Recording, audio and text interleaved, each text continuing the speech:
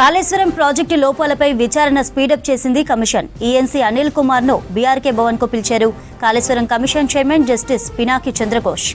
NDSA రిపోర్టును commission కు అందించారు ENC Anil Kumar. NDSA report గురించి కమిషన్ అడిగిన ప్రశ్నలకు సమాధానమిచ్చారు. కాళేశ్వరం విచారణ కమిషన్ వేసిన టైంలో ఇంటర్నల్ కమిటీ చీఫ్ గా ఈఎన్సీ అనిల్ కుమార్ ఉన్నారు. ఇంటర్నల్ కమిటీ చేసిన పలు టెస్టులు, గ్రౌటింగ్ పై ఎన్డీఎస్ఏ రిపోర్టులో ప్రస్తావన వచ్చింది. ఇంటర్నల్ కమిటీ చేసిన టెస్టులు, చర్యలపై కమిషన్ అడిగిన ప్రశ్నలకు ఈఎన్సీ అనిల్ కుమార్ సమాధానం చెప్పారు. కాళేశ్వరం కమిషన్ విచారణపై మరిన్ని డీటెయిల్స్ శ్రీశైలం లైవ్ ద్వారా అందిస్తారు. శ్రీశైలం, డీటెయిల్స్ ఏంటి?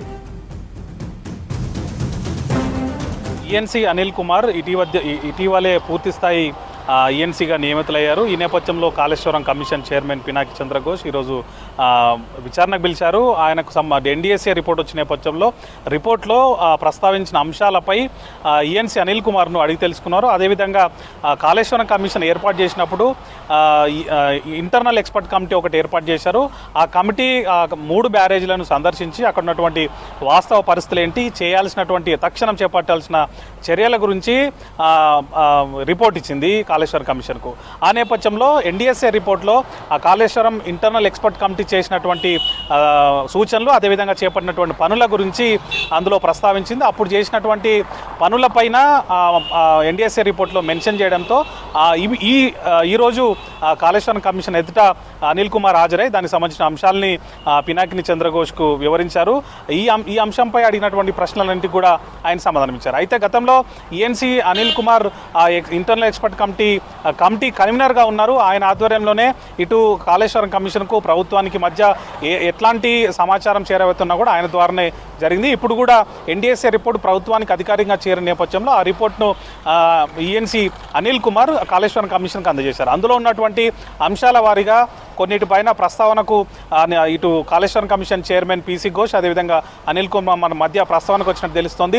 దానిలో ఉన్నటువంటి అంశాల గురించి ప్రస్తావించినటువంటి ఇంటర్నల్ ఎక్స్పర్ట్ కమిటీకి సంబంధించిన అంశాల గురించి కూడా అడిగి తెలుసుకున్నారు. మరోవైపు కాళేశ్వరం కమిషన్ విచారణ వేగవంతం చేసింది. మే నెల చివరి నాటికి విచారణ ముగించి ప్రభుత్వానికి నివేదిక అందించేటువంటి అవకాశం ఉన్న నేపథ్యంలో దానికి సంబంధించి ఎన్డీఎస్ఏ రిపోర్ట్ కూడా రావడంతో దాన్ని కూడా స్టడీ చేసి తుది నివేదికను ప్రభుత్వానికి అందించనుంది. ఇప్పటికే విజిలెన్స్ కమిటీ ఇచ్చినటువంటి నివేదికను కూడా కాళేశ్వరం కమిషన్ స్టడీ చేసింది. అంతకుముందుకు కాగ్ నివేదిక, అదేవిధంగా ప్రభుత్వం ఇచ్చినటువంటి ఇంటర్నల్ ఎక్స్పర్ట్ కమిటీ సూచనలు కూడా ఇప్పటికే స్టడీ చేసి దాదాపు 400 పేజీల నివేదికను ఇప్పటికే తయారు చేశారు. తుది మెరుగులు దిద్దుకున్నటువంటి కమిషన్ నివేదిక మే నెల 2వ వారం లేదంటే 3వ వారంలో ప్రభుత్వానికి అందజేసే అవకాశం ఉంది. అయితే ఈ నేపథ్యంలోనే ఎన్డీఎస్ఏ రిపోర్ట్ కూడా రావడంతో ఆ రిపోర్ట్లో ఉన్నటువంటి అంశాలు, చేసినటువంటి సూచనలు, చేపట్టాల్సిన చర్యలు, అదేవిధంగా అందులో మెన్షన్ చేసినటువంటి లోపాలు కానీ కారణాలు కానీ అన్ని అంశాల మీద అనిల్ కుమార్తో కాళేశ్వరం కమిషన్ చైర్మన్ మాట్లాడినట్టు తెలుస్తుంది. దాని ఆధారంగానే అంటే అందులో ఉన్నటువంటి